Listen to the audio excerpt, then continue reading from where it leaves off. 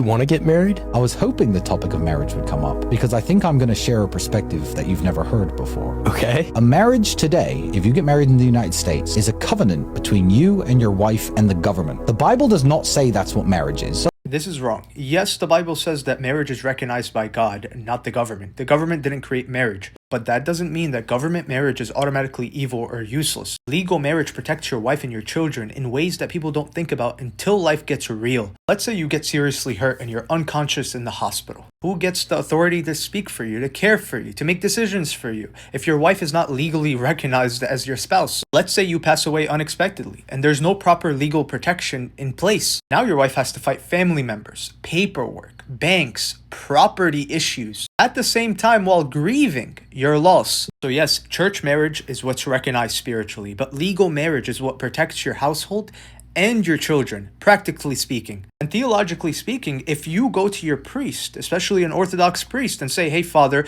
I want to get married, but only in the church, no legal paperwork, he's going to look at you and ask, why? Because if the legal side gives you all protection, why would you try to avoid that? And let's be honest, men who say they want prenups and only church marriages are saying it out of theological conviction, out of fear. They're afraid of divorce, afraid of being taken advantage of, and I get it. I understand. But fear isn't supposed to be a foundation of the Christian marriage. It's not. Also, yes, government marriage leans heavily toward protecting women and children, but that principle isn't automatically wrong. A wife who gives herself for marriage, her body, her energy, raises children, and often, sometimes her own career opportunities should not be left stranded if anything happens. People often forget whether you get married in a church only, or the church and the government, Christian marriage is unbreakable before God. Unless something devastating happens, you and your wife are under a covenant for your whole entire life. Even if divorce takes place, those children are your children before God.